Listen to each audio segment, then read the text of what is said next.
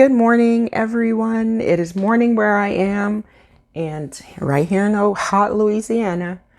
I wanted to bring this story to you guys. It's from CatholicNewsAgency.com, but you can find it on the internet, Fox, and different places like that, where they're saying that the FBI, there was a heavily redacted memo circulating through the FBI accusing traditionalist Catholics of being part of some far right white nationalist movement. So, as you guys know, if you've heard any of my past videos, I was Catholic my entire life until about 5 years ago. My entire family since the beginning on both sides have been Catholic. We've never had, we've had one other person in our family leave the Catholic Church, but not in my immediate family. Of my siblings, I'm the only one. And, but I still will never believe that Catholics can be part of a terrorist group. No way, Jose. I mean, well, you know what? You never know. There could be a little section of people who could become, sucked in to some crazy movement of hate. I mean, we find that in every religion, right? Every class of people, every race, ethnicity. We do find these things happening more and more lately. But let's get into this article and we'll see where it leads. If there's any proof or if this is just targeting Catholics. So let's go. And this is from CatholicNewsAgency.com that I'm reading this from. But you, like I said, you can find it on other publications online. So a new document revealed that the Richmond Federal Bureau of Investigation used at least one undercover agent to obtain information about traditionalist Catholics, said Representative Jim Jordan, Republican, Ohio, who chairs the House Subcommittee of the Weaponization of the Federal Government. In response to its inquiry, the committee announced it received from the FBI a heavily redacted 18-page document that uncovered limited information about the agency's efforts to investigate a supposed link between traditionalist Catholics and the far-right white nationalist movement. The committee had requested information. The committee that Representative John Jordan is chairing, they requested information following the leak of an internal memo dated January 23rd that originated from the FBI's Richmond division. The memo, which the FBI later retracted, so they retracted it. They called it back. They, retraction means, okay, we take that back, right? They retracted, called for such investigations within traditionalist Catholic communities. Titled, Interest of Racially or Ethnically Motivated Violent Extremists in Radical Traditionalist Catholic Ideology Almost Certainly Presents New Mitigation Opportunities. The memo singles out Catholics who are interested in the traditional Latin Mass as potentially linked to violent extremist groups. Because much of the information in the memo is redacted, Jordan subpoenaed the FBI for full documentation, along with documentation about activities that would subject religious organizations to FBI investigations. While the excerpts from the document that were released to the public do not specifically mention an undercover agent, Jordan said they offered proof that such an operation took place. We now know the FBI relied on at least one undercover agent to produce its analysis of the purported link, Jordan said in the letter to the FBI Director Christopher Wray that accompanied his subpoena for documents. Jordan said the document also shows the agency intended to use local religious organizations as new avenues for tripwire and source development. In his letter to Ray, he said that the document reveals instances in which the FBI planned to engage in outreach to mainline Catholic parishes and diocese leadership, as well as contact the leadership of the Society of St. Pius X, which holds an irregular canonical status within the Catholic Church. Jordan included this excerpt from the redacted FBI document. In addition to redaction, engage in outreach to the leadership of other Society of St. Pius X chapels in the FBI Richmond area of responsibility to sensitize these congregations to the warning signs of radicalization and to enlist their assistance to serve as suspicious activity tripwires. Jordan said the document reveals that the contents were reviewed and approved by 2 senior intelligence analysts and the local chief division counsel at the FBI. Jordan's office did not respond to CNA's, that's the Catholic News Agency, request for comment in time for publication. In his March 8th testimony, the FBI director told the Senate Select Committee of Intelligence that the leaked memo from the Bureau's Richmond division did not reflect the FBI's exacting standards, and he was aghast when he learned about it. The memo contained similar language about tripwires and source development, but did not indicate that it had already used intelligence gathered by an undercover agent. We do not conduct investigations based on religious affiliation or practices. Full stop, Ray said. We have also now ordered our inspection division to take a look at how this happened and try to figure out how we can make sure something like this doesn't happen again. In his letter to Ray, Jordan called the newly released information shocking. This information is outrageous and only reinforces the committee's need for all FBI material responsive to our request, Jordan wrote. The documents produced to date show how the FBI sought to enlist Catholic houses of worship as potential sources to monitor and report on their parishioners, Jordan continued. Americans attend church to worship and congregate to their spiritual and personal betterment.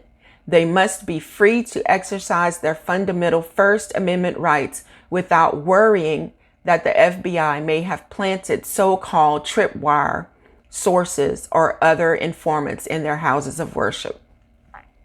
Jordan added that a lot of information is still unclear, such as how many FBI employees explored new avenues for tripwire and source development in Catholic houses of worship across the country as a result of the FBI's Richmond document.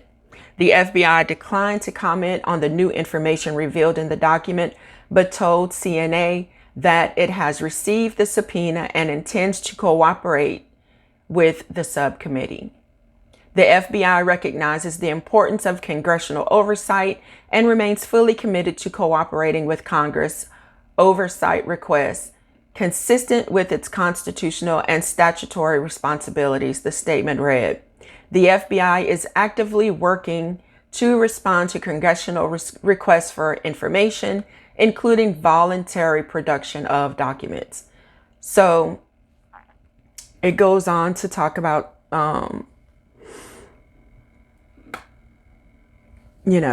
other things dealing with this. But if you guys want to read the full articles, go to your choice of website where you can find it and read it. There are several of them that have published this story. But anyway, you guys, I think this is important. It doesn't matter if you're Catholic or not. They're coming after us. They're coming after us. If you believe in God, they're coming after you. We have to be afraid to say things on, public forums and social media sites, because you could lose your entire, social media presence. I'm not on Facebook or anything like that. I'm on YouTube, and I do not get paid because I don't have enough subscribers to become a paid member. But a lot of this information I feel is important, and I feel that I need to speak to you guys about some of these stories that are coming out. And this is one that is very important. If you're Catholic, it is super important to you because they are targeting Catholics. But if you are a believer in God, remember, they're coming after the children. And now you see they're coming after those of us who believe in God. There was already a memo out there circulating about Muslims, right? And now Catholics. So it doesn't matter what your religion is. If you believe there is a God up above, a good, loving God that created us and that put rules down that we have to follow. If you believe in God and you try your hardest, yes, we are all sinners, but if you try to follow His commands, His commandments, His word, okay, they're coming after us. Now do you see what we have all been talking about? They're trying to take our First Amendment rights to be able to speak what we feel. And, there are words that we have to be careful about saying on YouTube. Like, we can't say, child, trafficking,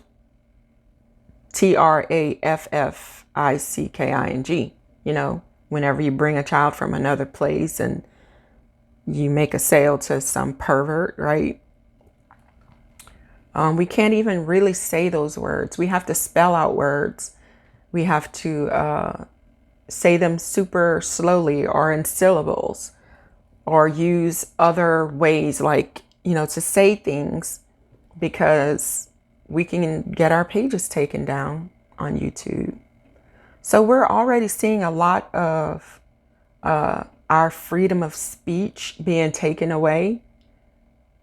But now they're coming after our freedom to our religion, our freedom to worship, our freedom to look. Go read the Bible, you guys, and see where this is going. Go see where it's going. Stay prayed up, you guys. It does not matter what religion you are. They're coming after us. If you don't see that by now, then they're going to get you for sure. Scary times, you guys. This entire world is changing. Entire world. In almost every country except countries in Africa, they are not giving in to this crazy trans world for children. They are standing by their beliefs and saying, we will not allow this in our country. If you want it in your country, you go ahead. But here in the US, in Canada, and in a lot of European nations, those of us who want to follow the straight and narrow, we're not saying that, you're a grown person. You make your own decisions. God gave us, free will, right? So if you make a decision that you are born a certain way and you're going to live that way, that is between you and God. You still deserve the right to live. You still deserve the right to have freedoms of all of our, amendments. You still deserve the right to work and be safe. But guess what? Now they're having more rights than we do. And we can't even say what we really believe in fear of losing jobs and losing opportunities.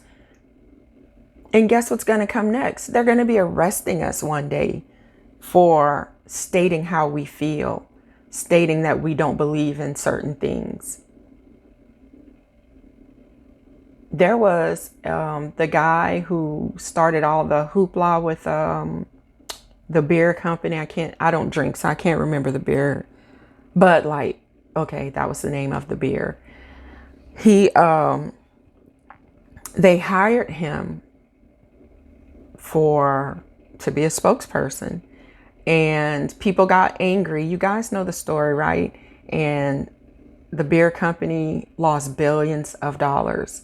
That same guy went online and kind of sort of threatened people, because he said, if you misgender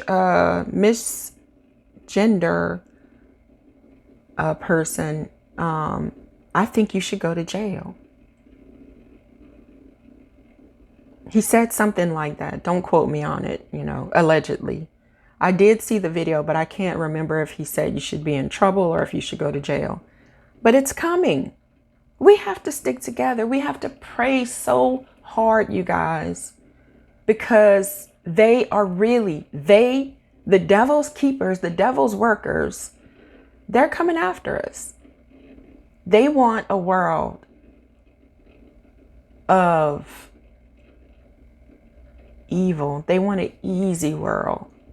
Because remember, it's easier to follow the devil than it is to follow God. It's easier because doing the right thing takes courage. That is why. Following the straight path takes will, determination, and belief in God that everything will turn out right. It is harder because it takes courage. And it takes you holding on to God's hand and not letting go. And it's just so much easier. Because guess what? I've taken the easy road before. And guess what I would do? I would do the same thing again and think that I could be forgiven again. But that's not true. You have to ask for forgiveness and try never, ever to do that again, and be truly repentant for your sins. And just hold on to God's love and protection, and know that whatever passes, He's there with us. Sometimes we go through hell and high water, you guys. But if you come out on the other side, you know why you came out on the other side, because God pulled you through.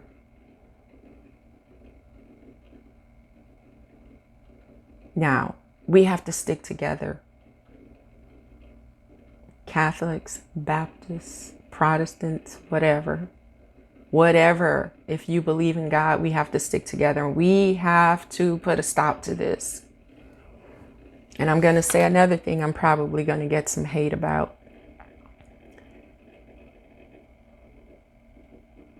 Historically speaking, from my experience, as Black people, a lot of us, we vote how our parents voted.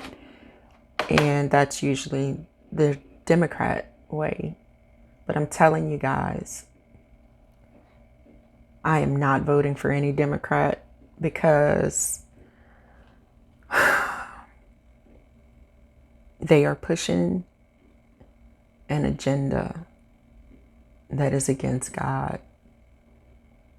And I will not vote for any Republican that thinks that agenda is okay. We have to make a choice. Are we going to try to follow God? Or are we going to try to follow what we think is easy? Now, I'm going to stick a clip of Malcolm X at the end of this. I know it doesn't make sense to, put the two together about the FBI targeting Catholics and what Malcolm X had to say, but it'll make perfect sense once you listen to his complete clip that I'm going to stick in there. And you guys, we have to stick together no matter the color of our skin, because we are all God's children. He made every one of us. We are his beautiful garden, right? And if you believe, then you know he made every last one of us. He made our skin the way that it is, our hair the way that it is. Who else but God could make us all so beautiful? And every last one of us, we were made in his image. Don't let hate seek into your hearts and minds and in your souls, you guys. We have to stick together for the love of God and to save our souls, because I don't know about you guys, but there are just too many things going on in this world. I just feel like we've been living in the last days for a long time now. Anyway, let me know what your thoughts are about the FBI targeting the Catholic Church, or should I say traditional Catholics. And we'll talk in the comments. Now, you guys, let's keep the comments nice and neat. Speak your mind, but try not to like target anyone if I get any comments, because you guys don't really comment in my comment section that much. But this is important. So let me know what you think about what is going on in the comments, and we'll see you there. The white liberal differs from the white conservative only in one way. The liberal is more deceitful, more hypocritical than the conservative. Both want power, but the white liberal is the one who has perfected the art of posing as the Negro's friend and benefactor. And by winning the friendship and support of the Negro, the white liberal is able to use the Negro as a pawn or a weapon in this political football game that is constantly raging between the white liberals and the white conservatives. The American Negro is nothing but a political football, and the white liberals control this ball through tricks or tokenism, false promises of integration and civil rights. In this game of deceiving and using the American Negro, the white liberals have complete cooperation of the Negro civil rights leaders, who sell our people out for a few crumbs of token recognition, token gains, token progress,